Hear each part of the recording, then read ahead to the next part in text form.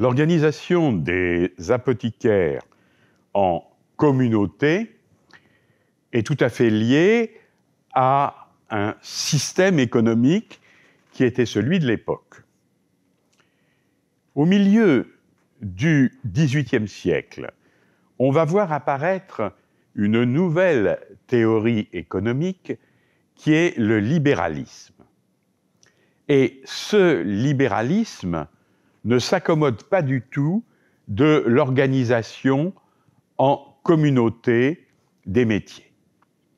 Et donc, petit à petit, il va y avoir une tendance à vouloir supprimer l'organisation en communauté.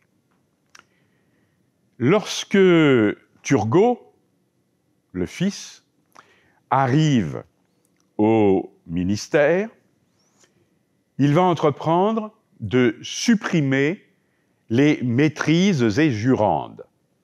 Et la série de ces fameux édits de 1776 va supprimer les maîtrises et jurandes. Toutefois, il va en conserver 3.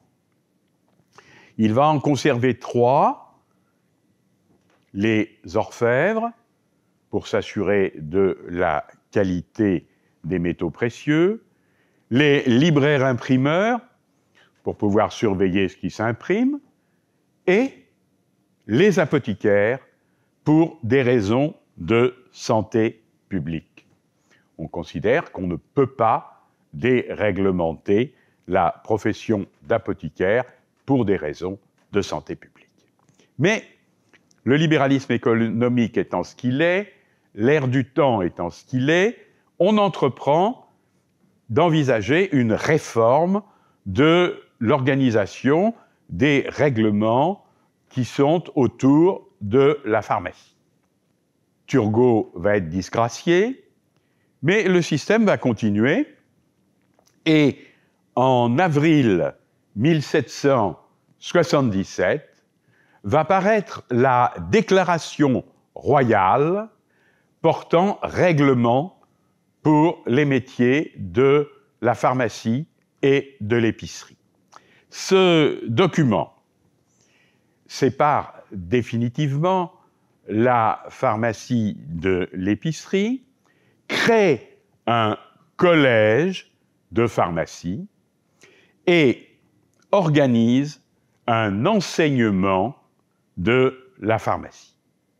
Ce collège de pharmacie s'installe dans les locaux des apothicaires de la rue de l'Arbalète et un certain nombre de professeurs de ce collège sont représentés dans cette partie de la salle et notamment, vous avez ici le plus connu d'entre eux qui est Antoine-Augustin Parmentier, que vous voyez ici, brandissant 3 plantes, des fleurs de pommes de terre, un épi de maïs et des épis de blé, toutes plantes dont il a étudié la constitution pour améliorer l'alimentation publique.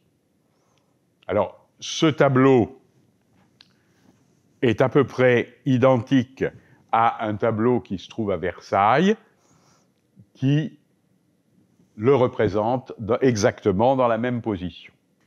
Ce système du collège de pharmacie va permettre d'avoir un enseignement public réalisé par des maîtres en pharmacie, on ne parle plus de maîtres apothicaires à l'époque, réalisé par des maîtres en pharmacie pour leurs élèves. Cette situation est celle qui existe au moment où survient la Révolution française.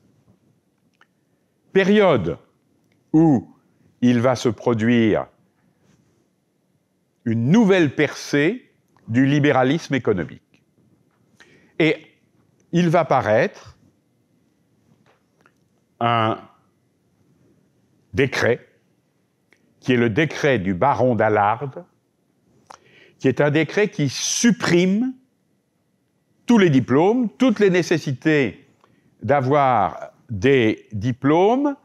On peut faire ce qu'on veut du moment qu'on paye une patente. Cela se passe au mois d'avril et très rapidement, 15 jours après, le comité de salubrité publique va promulguer un nouveau décret qui rétablit la nécessité d'une formation pour les maîtres en pharmacie. Un certain nombre d'accidents s'étant produits durant ces 15 jours d'anarchie complète. Donc le collège va continuer, bien qu'étant une création d'Ancien Régime, va continuer en pleine période révolutionnaire. Dès qu'une nouvelle constitution aura permis la création d'écoles, on va créer une école libre de pharmacie. Et les professeurs du collège seront repris comme professeurs de cette école libre de pharmacie.